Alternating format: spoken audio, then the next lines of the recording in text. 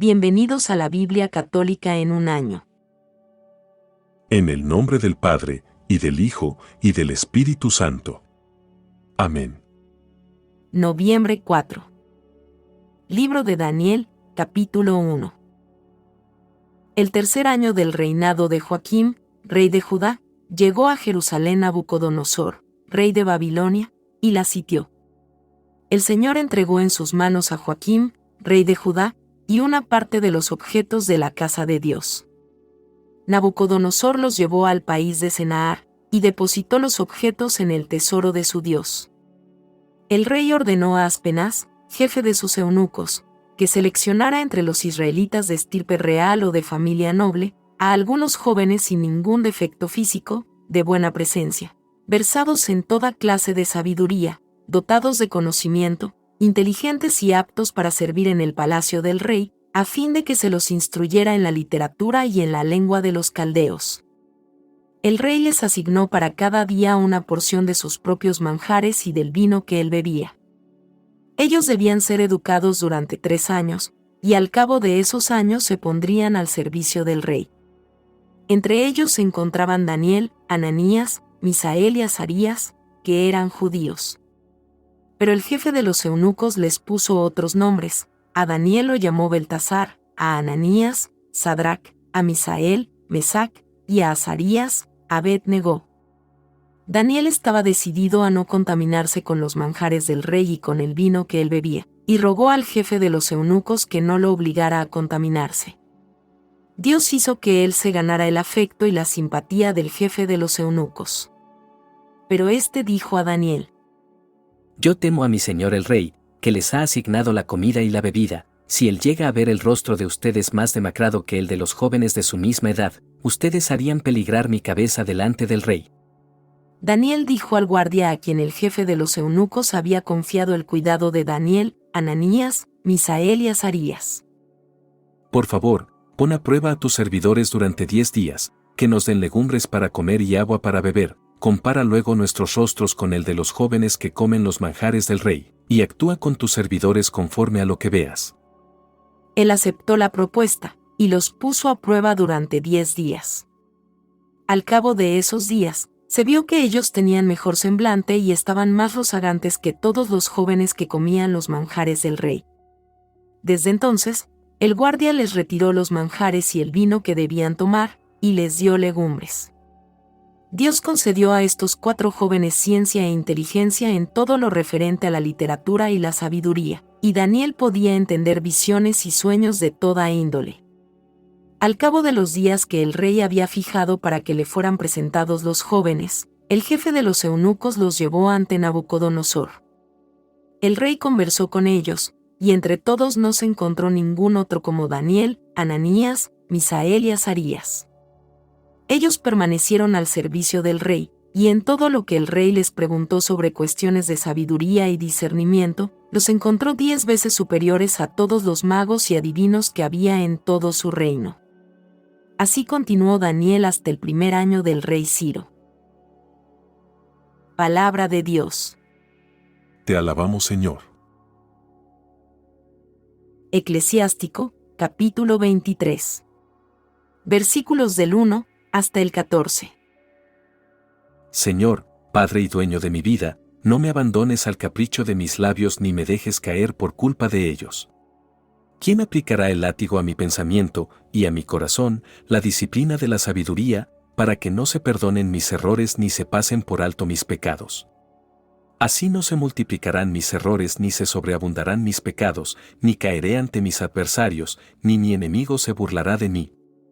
Señor, Padre y Dios de mi vida, no me des unos ojos altaneros y aparta de mí los malos deseos.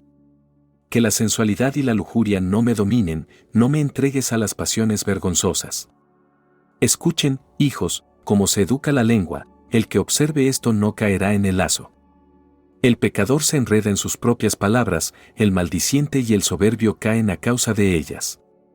No acostumbres tu boca a jurar ni te habitúes a pronunciar el nombre del santo. Así como el servidor vigilado constantemente nunca se libra de algún golpe, así el que jura y pronuncia el nombre en todo momento no quedará limpio de pecado. El que jura constantemente está lleno de iniquidad y el flagelo no se apartará de su casa. Si falta a su juramento, incurre en pecado, si lo menosprecia, peca doblemente, si juró en vano, no tendrá justificación y su casa se llenará de desgracias. Hay un lenguaje comparable a la muerte, que no se lo encuentre en la herencia de Jacob.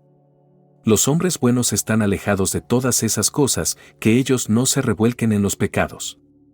No acostumbres tu boca a decir groserías, porque al decirlas se peca con la palabra. Acuérdate de tu padre y de tu madre, cuando te sientes en medio de los grandes, no sea que los olvides en presencia de ellos y te comportes como un necio.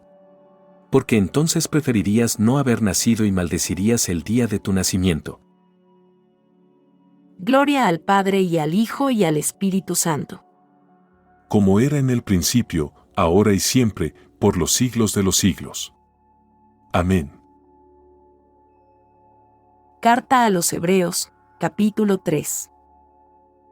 Por lo tanto, hermanos, ustedes que han sido santificados y participan de un mismo llamado celestial, piensen en Jesús, el apóstol y sumo sacerdote de la fe que profesamos.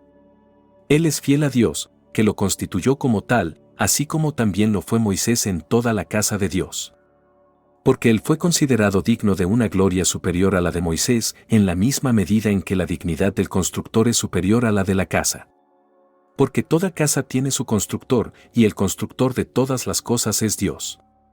Moisés fue fiel en toda su casa, en calidad de servidor, para dar testimonio de lo que debía anunciarse, mientras que Cristo fue fiel en calidad de hijo, como jefe de la casa de Dios. Y esa casa somos nosotros, con tal que conservemos la seguridad y la esperanza de la que nos gloriamos. Por lo tanto, como dice el Espíritu Santo, Si hoy escuchan su voz, no endurezcan su corazón como en el tiempo de la rebelión, el día de la tentación en el desierto, cuando sus padres me tentaron poniéndome a prueba, aunque habían visto mis obras durante 40 años. Por eso me irrité contra aquella generación, y dije, su corazón está siempre extraviado y no han conocido mis caminos. Entonces juré en mi indignación, jamás entrarán en mi reposo. tengan cuidado, hermanos, no sea que alguno de ustedes tenga un corazón tan malo que se aparte del Dios viviente por su incredulidad. Antes bien, anímense mutuamente cada día mientras dure este hoy, a fin de que nadie se endurezca, seducido por el pecado. Porque hemos llegado a ser partícipes de Cristo, con tal que mantengamos firmemente hasta el fin nuestra actitud inicial. Cuando la Escritura dice, Si hoy escuchan su voz, no endurezcan su corazón como en el tiempo de la rebelión. ¿quiénes son los que se rebelaron después de haberlo escuchado? ¿No son todos aquellos que salieron de Egipto conducidos por Moisés? ¿Y contra quiénes se irritó Dios durante 40 años? ¿No fue contra los que habían pecado y cuyos cadáveres quedaron tendidos en el desierto? ¿Y a quiénes juró Dios que no entrarían en su reposo, sino a los mismos que le habían desobedecido? Así vemos que aquellos no pudieron entrar por su falta de fe. Carta a los Hebreos, capítulo 4. Temamos, entonces, mientras permanece en vigor la promesa de entrar en el reposo de Dios, no sea que alguno de ustedes se vea excluido. Porque también nosotros, como ellos, hemos recibido una buena noticia, pero la palabra que ellos oyeron no les sirvió de nada, porque no se unieron por la fe a aquellos que la aceptaron. Nosotros, en cambio, los que hemos creído, vamos hacia aquel reposo del cual se dijo. Entonces juré en mi indignación, jamás entrarán en mi reposo. En realidad, las obras de Dios estaban concluidas desde la creación del mundo, ya que en cierto pasaje se dice acerca del séptimo día de la creación. Y Dios descansó de todas sus obras en el séptimo día. Y en este, a su vez, se dice, Jamás entrarán en mi reposo. ahora bien, sabemos que la entrada a ese reposo está reservada a algunos, y que los primeros que recibieron la buena noticia no entraron en él, a causa de su desobediencia. Por eso, Dios nuevamente fija un día, un hoy, cuando muchos años después, dice por boca de David las palabras ya citadas. Si hoy escuchan su voz, no endurezcan su corazón. Porque si Josué hubiera introducido a los israelitas en ese reposo, Dios no habría hablado después acerca de otro día. Queda, por lo tanto, reservado un reposo, el del séptimo día, para el pueblo de Dios. Y aquel que entra en el reposo de Dios descansa de sus trabajos, como Dios descansó de los suyos. Esforcémonos, entonces, por entrar en ese reposo, a fin de que nadie caiga imitando aquel ejemplo de desobediencia.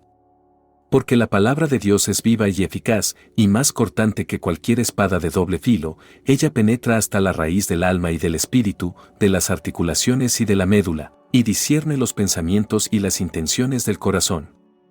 Ninguna cosa creada escapa a su vista, sino que todo está desnudo y descubierto a los ojos de aquel a quien debemos rendir cuentas. Y ya que tenemos en Jesús, el Hijo de Dios, un sumo sacerdote insigne que penetró en el cielo, permanezcamos firmes en la confesión de nuestra fe. Porque no tenemos un sumo sacerdote incapaz de compadecerse de nuestras debilidades, al contrario, él fue sometido a las mismas pruebas que nosotros, a excepción del pecado. Vayamos, entonces, confiadamente al trono de la gracia, a fin de obtener misericordia y alcanzar la gracia de un auxilio oportuno. Palabra de Dios. Te alabamos, Señor.